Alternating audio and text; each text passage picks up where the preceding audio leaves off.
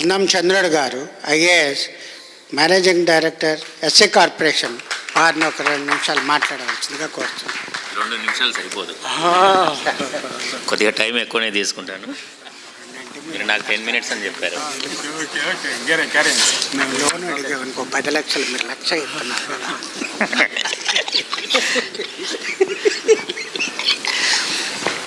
జై భీమ్.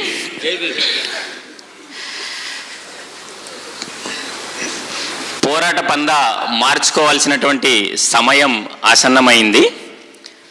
ఈరోజు SC ST prevention of atrocities act 1989 national కన్వెన్షన్లో మన పోరాట పందా ఎందుకు మార్చుకోవాల్సిన సమయం ఆసన్నమైంది అన్న దాని మీద నేను మీ ముందుకు మాట్లాడడానికి వచ్చాను.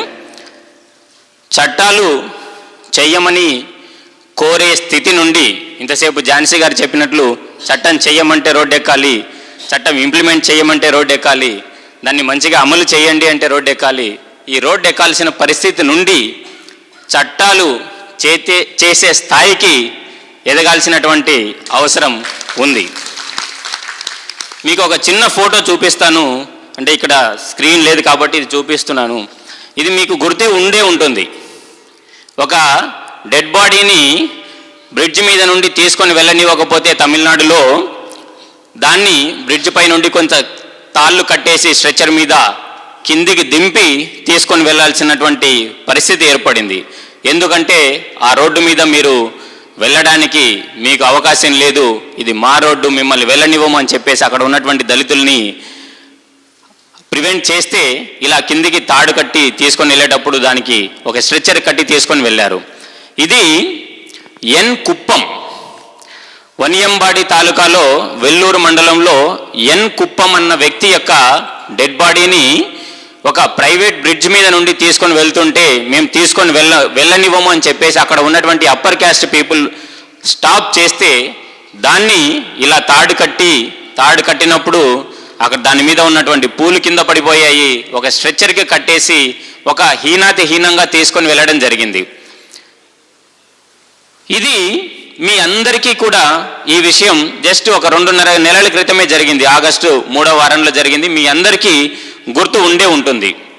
ఇది మనందరికీ తెలుసు, ఇది చట్టరీత్యా నేరం అని చెప్పేసి మన అందరికీ కూడా తెలుసు. ఇటువంటి ఒక బ్లాటెంట్ డిస్క్రిమినేషన్, ఈ అంటరానితనం, ఇందులో స్పెసిఫిక్గా చెప్పాలి అంటే prevention of access to any road which is normally used by all the communities.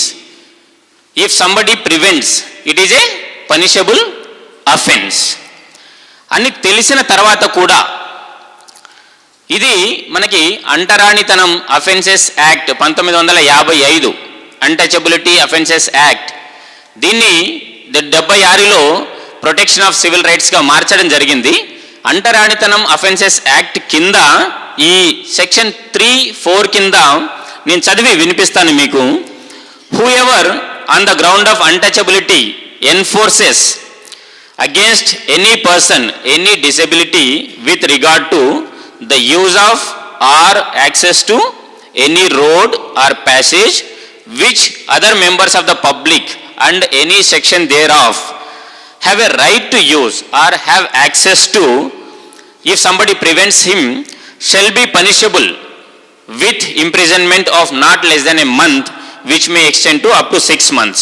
ఇది 1955లో చేసినటువంటి చట్టము. 55లో చట్టం చేసినా కూడా ఇంకా 2019లో కూడా ఇటువంటి అఫెన్సెస్ జరుగుతూ ఉన్నాయి. ఎందుకు జరుగుతున్నాయి? Why they are happening like that? అంటే చట్టంలో ఇటువంటి దాన్ని ప్రివెంట్ చేయడం చట్టం ఫెయిల్ అయ్యిందా, లేదంటే దాన్ని ఇంప్లిమెంట్ చేస్తున్నటువంటి ఏజెన్సీస్ ఫెయిల్ అయ్యాయా, లేదంటే జ్యుడిషియరీ ఫెయిల్ అయిందా? ఎందుకు ఫెయిల్ అవుతుంది ఇది? ఇవన్నీ కూడా నాకు తెలిసినంత వరకు నాకు అనిపిస్తున్నది ఏంటంటే చట్టాలు ఉండడం మొదటి స్టెప్ మాత్రమే. చట్టాలు కాకుండా అదే మొత్తం కాదు, ఇంకా చాలా కావాల్సినటువంటి అవసరం ఉంది. ఈ చట్టాలను లెటర్ అండ్ స్పిరిట్లో ఇంప్లిమెంట్ చేశారా అంటే చెయ్యలేదన్నటువంటి సమాధానమే వస్తుంది. ఇది 2010లో భారతదేశ హోమ్ మినిస్టర్ పార్లమెంటులో చేసినటువంటి ఒక స్టేట్మెంట్ మీకు చదివి వినిపిస్తాను. These two special acts, in my view, empower sufficiently the states to take action if the state has the intention, the state has the mind, the state has the will to take action. In fact, honorable members will agree with me that adding to the laws does not make the enforcement more effective. It is the implementation of the existing laws and the intention to implement the laws and the will to implement the laws that makes enforcement more effective. ఇది parliament సాక్షిగా home minister గారు చేసినటువంటి statement. Will to enforce the acts ఉంటే తప్ప implementation అనేది ఎఫెక్టివ్గా ఉండదు. ఆయనే ఫర్దర్గా ఈ further said, all that I'm pointing out is that ultimately if the authority where the power resides, that is the state government, does not take seriously the phenomenon of atrocities and crimes being committed on its own people, then that is a matter of shame. That is a matter of national shame. All of us representing one state the other must also in a sense share the responsibility that our states are not doing enough to punish those who commit atrocities. మన రాష్ట్రాలు atrocity జరిగినప్పుడు సఫిషియెంట్గా enforcement చేయట్లేదు, act చేయట్లేదు అన్నది home minister గారు 2010లో August 19వ తారీఖున SC ST atrocities ఎందుకు పెరుగుతున్నాయి అన్న దాని మీద వచ్చినటువంటి చర్చ మీద చెప్పినటువంటి స్టేట్మెంట్ ఇది. భారతదేశంలో మనకి చాలా చట్టాలు ఉన్నాయి అట్రాసిటీస్ అంటే క్యాస్ట్ డిజబిలిటీస్ని రిమూవ్ చేయడం కోసము. క్యాస్ట్ డిజబిలిటీస్ రిమూవల్ యాక్ట్ 1850లో చేశారు. అలాగే 1950 నుండి article 17 which prohibits untouchability in all its forms and practices. Then untouchability offences act 1955, దాన్ని మళ్ళీ సబ్సిక్వెంట్గా ప్రొటెక్షన్ ఆఫ్ సివిల్ రైట్స్ అని చెప్పేసి 1976లో మార్చారు. అలాగే SC ST prevention of atrocities act 1989. ఇలాగా చట్టాలు ఎప్పటి నుండో ఉన్నాయి.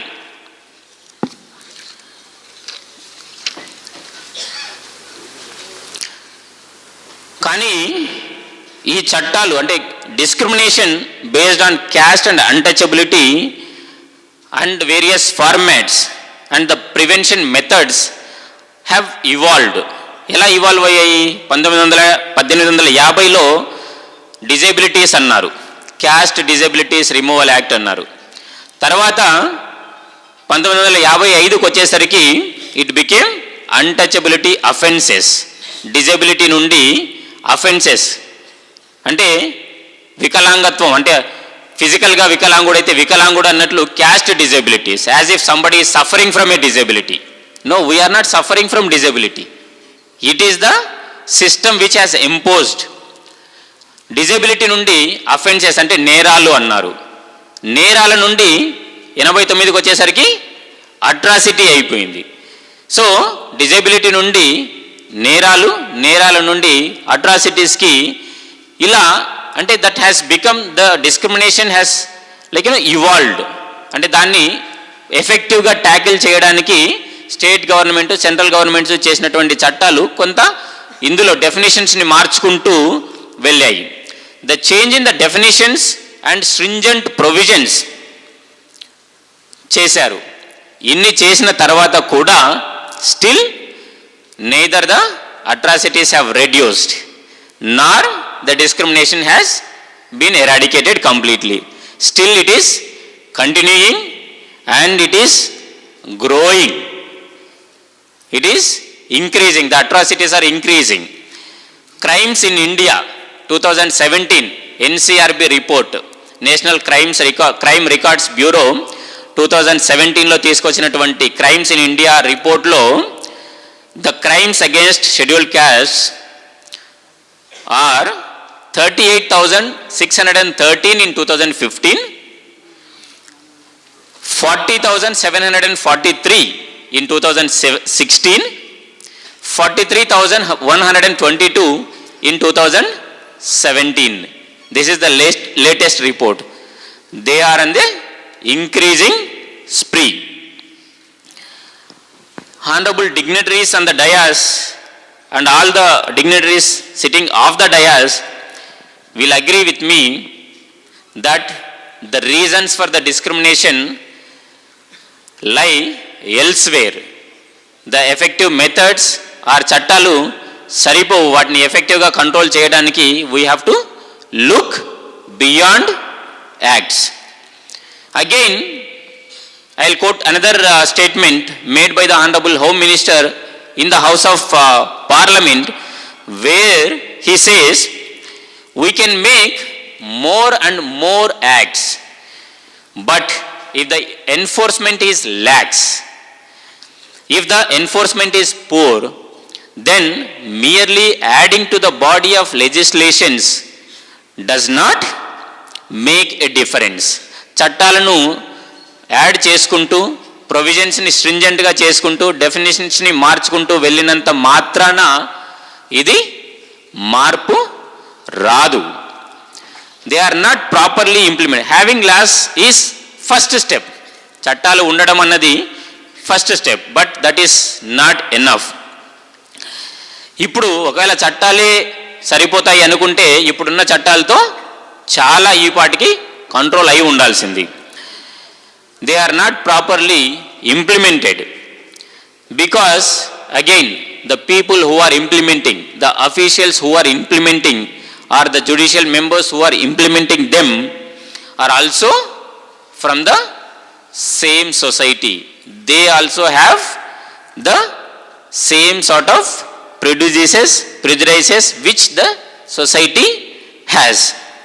ఈ ప్రిజుడైసెస్ ఉన్నాయి అని చెప్పడానికి క్లాసిక్ ఎగ్జాంపుల్, అలహాబాద్ హైకోర్టులో ఒక జ్యుడిషియల్ మ్యాజిస్ట్రేట్ ఆయన యొక్క ఛాంబర్ని గంగాజలం తెప్పించి క్లీన్ చేశారు.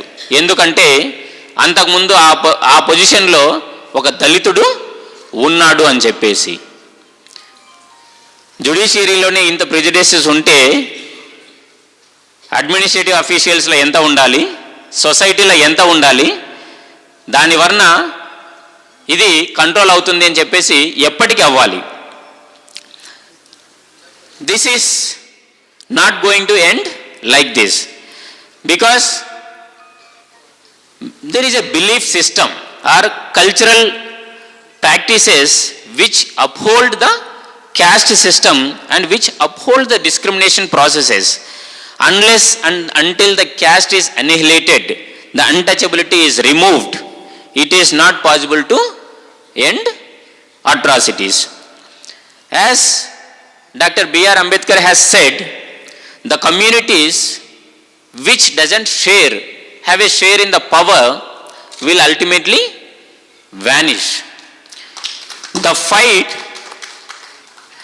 fight should be redirected towards attaining a share in the political power. Again, Baba Saheb Ambedkar garu cheppina quotation cheppalante, ours is a battle not for wealth nor for power. Ours is a battle for freedom and for reclamation of human dignity. పందా మార్చుకోవాల్సిన సమయం వచ్చింది. జై భీమ్.